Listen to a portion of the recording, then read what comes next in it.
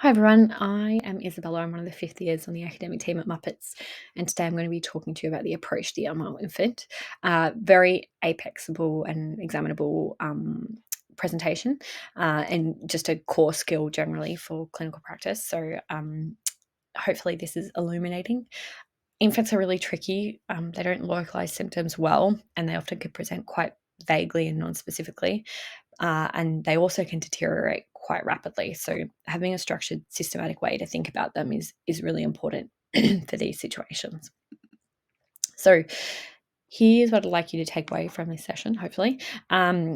Approach the Unwell infant using a systematic framework that covers differential diagnoses, history exam, investigations, and management. Recognize and prioritize life-threatening differentials. Identify what red flags you must not miss. Know what initial investigations and management steps to take. And finally, become more familiar with some of the more common and important conditions. I'll be covering some of the conditions that could explain this presentation. Not in any great detail, though. This is more to give you a system in your head to approach this presentation. So when an infant presents as unwell, which can mean many different things, it's really easy to feel overwhelmed. So start broad. Top to toe is a good way to think about it. People like surgical sieves, people approach things anatomically, whatever works for you, use it, because this is one of those vague presentations that sort of rewards detective work. You have to start broad before you can zoom in.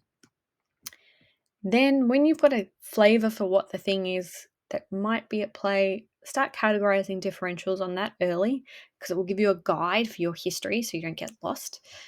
Quick assessment of ABCs and sick or not sick, but always, as always, when in doubt, treat as sick. All of this helps you cast a wide net and ensures that you don't miss serious conditions that are treatable if caught early, okay? Differential diagnoses. These are some key categories that I've thought of for this presentation, but it's not an exhaustive list. It really depends on how they present and what they present with. But for the purpose of exams and apexes, I think these might be some of the things that will be relevant. Infectious causes, so meningitis, urinary tract infections. Important to remember, though, that infants don't localize the normal meningitic symptoms. For example, photophobia, neck stiffness, and headache can actually be quite vague in that case. So important to not rule it out if you don't get positive answers for those things. Respiratory, bronchiolitis and pneumonia are quite common. Neurological, seizures or non-accidental injury. Cardiac causes, congenital heart disease, especially the duct-dependent lesions, but also arrhythmias. Gastrointestinal, intussusception or malrotation with the volvulus, metabolic or genetic.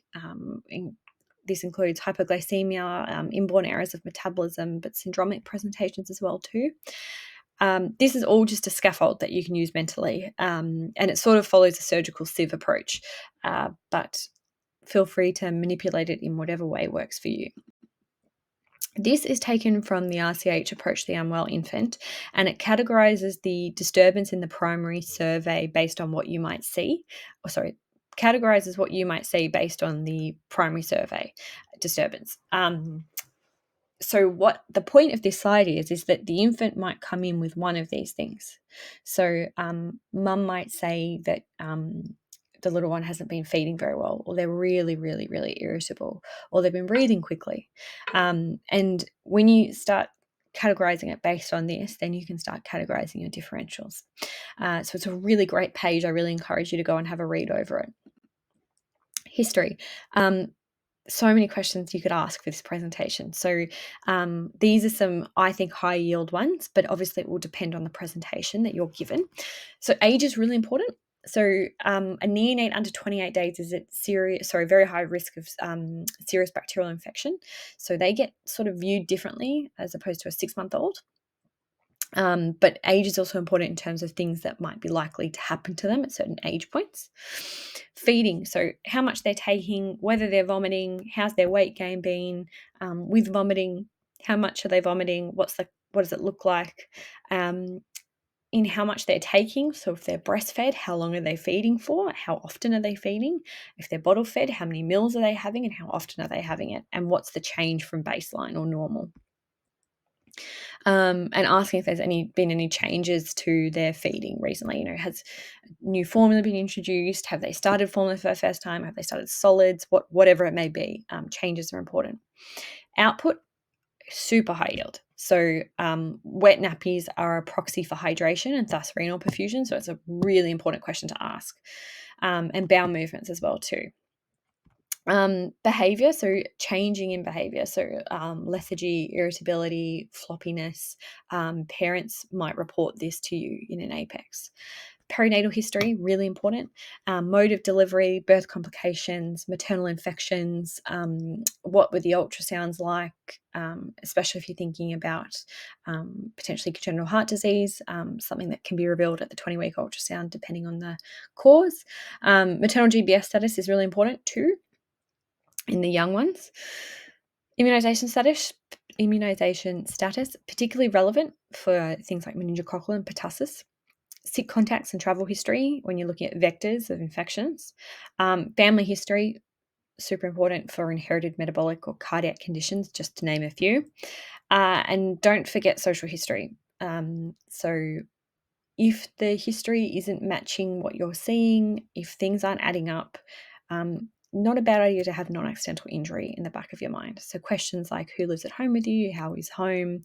I appreciate that it's hard to do in a short time frame, but if the story isn't leading you down a distinct path, those are worthwhile things to squeeze in. Physical examination, sort of the same way you approach differentials. Top to toe approach is a good one to think of for a vague presentation. Now you'll be given these in an exam and you'll be given them in an apex, but it's a good thing to practice thinking about what you would want to look for. So general appearance, are they pink? Are they pale? Are they floppy? Is their skin mottled?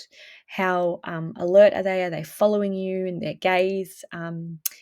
Really important things to just take in.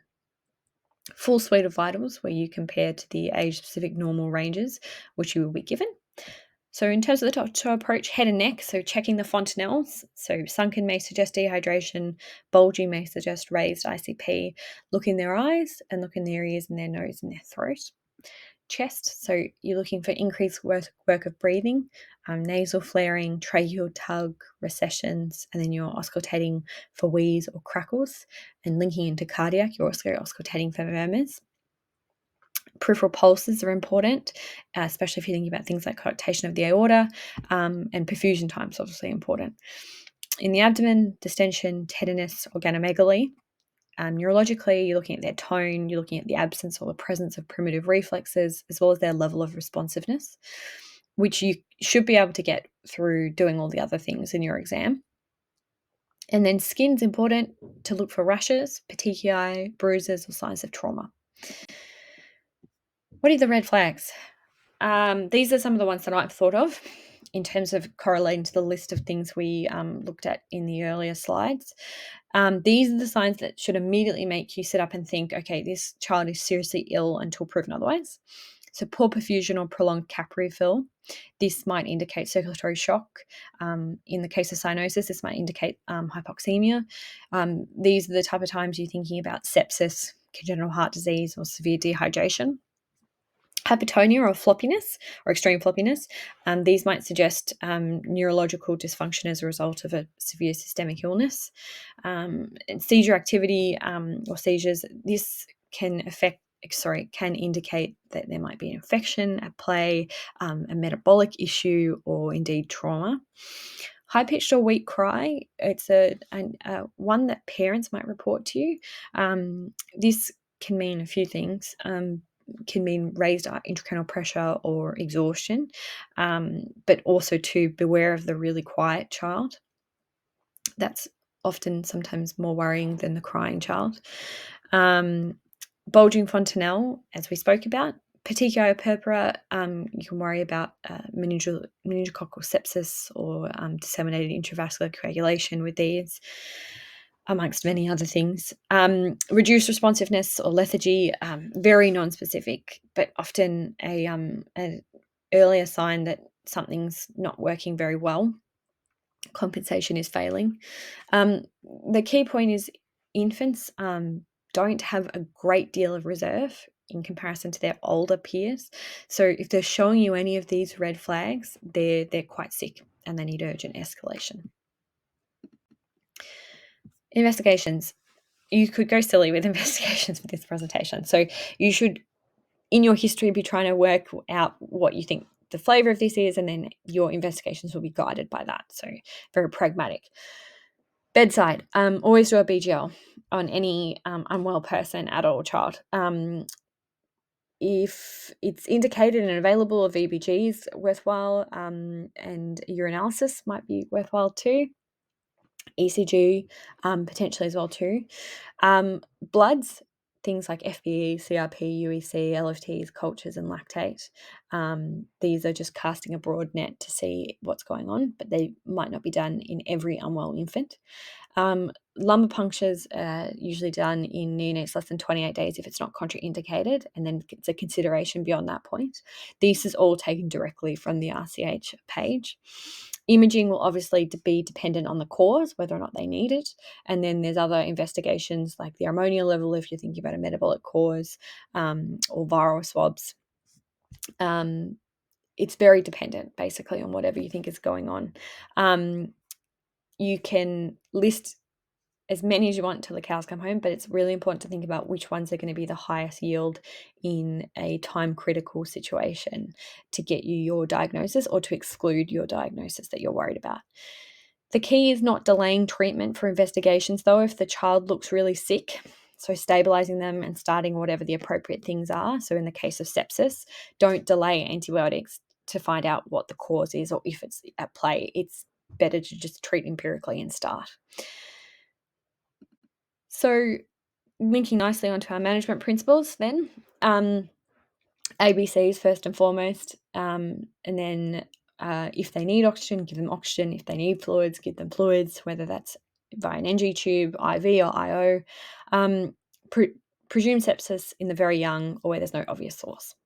Supportive care, as I just spoke about, is important. And then I think the key to this station or presentation is just monitoring closely and escalating really early, full stop. Infants can deteriorate quickly. Something I got taught was adults roll down hills, but kids fall off cliffs. So refer early if something isn't adding up, and don't hesitate to say that you would escalate. So I haven't even changed this. This is taken directly off the RCH page because it's just so standardized now, I guess. So it's this condition that you just cannot afford to miss. And the presentation can be exceptionally subtle in an infant. So poor feeding, lethargy, temperature instability. Investigations, it's a full septic screen. So blood cultures, VBG with lactate and glucose, FB, CRP, UEC, LFTs, coags, plus or minus a group and hold. And then a urinalysis on LP. What if the child's settled and there's no contraindications. The management in terms of antimicrobials depends on their age and some other factors, depending on the most likely causative pathogen. So you can see in infants less than 7 days, it's benzopenicillin and cefotaxime. And that's usually guided by the fact that group B streptococcus is one of the most common causative organisms. But as you can see, as they get a bit older, they get some different coverage added in based on what they're exposed to. Other important considerations with sepsis is supporting them with fluids if there's evidence that they're fluid deficient, and escalating really early if there are signs of shock. I'm going to say it again, have a very low threshold for suspecting and treating a sepsis if there's something in the history that's pointing you that way. Very low threshold. Bronchiolitis is another bread and butter pediatric condition. Common under 12 months. RSV is usually the main culprit. They present with cough, tachypnea, wheeze, and poor feeding. Diagnosis is clinical. Viral swabs can be useful for cohorting and telling the family what's happening, but it doesn't usually change management. And there's no role for antibiotics unless there's a secondary bacterial infection. So management is supportive. Bearing in mind that infants are obligate nasal breathers, so they get really miserable with bronchiolitis because they get a blocked nose, and so they can't feed properly, and they don't, get good intake, and very miserable, rightly so. So suction if there's nasal obstruction for management, oxygen if their SATs are low, and then if they're really not feeding well and they're quite dry, NG or IV fluids. Most cases are mild, but there are criteria here for admission if their work of breathing is quite significant or their feeding is really poor. Another one, intussusception is the most common cause of bowel obstruction in infants, and it often presents around 3 to 12 months. The classic scenario you get presented with is this intermittent abdominal pain where they draw their legs to their chest, they can vomit, and a late sign is the red currant jelly stool from the bowel telescoping inwards, because it gets irritated, you get mucus being produced, and then because of the shearing forces you get blood, hence why you get this red currant jelly stool. But importantly, the child may appear fine between painful episodes. So it's a good thing to characterize in the history. They have this pain. What happens afterwards? Are they okay, or do they sort of still unsettled and not quite happy? Diagnosis is via ultrasound, and classic exam stem for that is the target sign, which is covered in another lecture. And then it's surgical management with the management is with a contrast or gas enema, but if it's, which is both diagnostic and therapeutic, but if it's unsuccessful or there's a suspicion that the child has perforated, or indeed there is confirmation, it's an urgent surgical review. Always consider it in an infant with episodic pain or vomiting. Hypoglycemia, critical cause of altered consciousness or seizures in infants. It's common and it's dangerous. It can present with jitteriness, lethargy, seizures, or even poor feeding. So there's a theme coming across here that there's a lot of conditions that are quite serious that present very vaguely in kids. So this is why it's always important to check a BGL in any unwell infant. The acute management pathway is as follows. The RCH has a really good flow chart for this. But if it's recurrent, then you generally need to consider different causes, inborn errors of metabolism, certain deficiencies, or indeed sepsis. This just one of those conditions where a simple bedside test can totally reveal and change management. So I put this one in here because I think it's an important one to consider in unwell infants, specifically the cyanotic episodes of congenital heart disease. The way it could present is in an apex or an exam, sudden cyanosis, agitation, or tachypnea. It's usually following a stressor, so crying or feeding or defecation. Using tetralogy of Fallot as an example, they happen because of a sudden increase in right to left shunting. So normally these patients already have some mixing of oxygenated and deoxygenated blood, but during stressors, like we just mentioned, systemic vascular resistance falls, or the right ventricular outflow tract becomes more obstructed. This obviously makes it even harder for the blood to reach the lungs. So more deoxygenated blood bypasses the lungs and goes straight into the systemic circulation. And the child becomes acutely hypoxic and thus cyanotic, which is why they obviously go blue and they become irritable, or they can lose consciousness. Younger infants generally tend to draw their legs to their chest to try and increase their systemic vascular resistance. Older children tend to instinctively squat. They both serve the same purpose in increasing SVR, but thus they reduce the shunt and they improve the pulmonary blood flow. And so what the management of this is you don't want to distress them any further. So you want to avoid handling them and causing any further distress. You want to try and draw their legs to their chest as an infant to aim to increase their SVR. And there's other things in this flowchart here that can be pursued given the disturbance. They're usually self-limiting, but the management needs to be immediate. These episodes can be life-threatening, and quick recognition and prompt management can stabilize the infant, but they're still just important to think about as a presentation. Use a structured framework, I guess, is the biggest thing I want to take away from this. It's a presentation that's very overwhelming and, oh goodness, where do I go next? Develop a framework that works for you and use it well. Think broadly across the symptoms systems, but always prioritize sepsis. If you're not sure, probably just say sepsis. And don't underestimate parent comments and observations. In an apex, things are always said for a reason. So if there's a comment that a parent makes that goes, oh, why did they make that? It's probably trying to point you in a direction of something. So don't write them off. Know your red flags and know them really well. You will do really well in these stations and exam questions if you can comfortably rule out and rule in these things. Investigate smartly, but escalate early and don't delay treatment no matter what. And just also don't forget the importance of non-accidental injury when things aren't adding up in your list of differentials. So that is a brief approach to it all. Best of luck for your exams and your apexes. And as always, please reach out if you have any questions or concerns.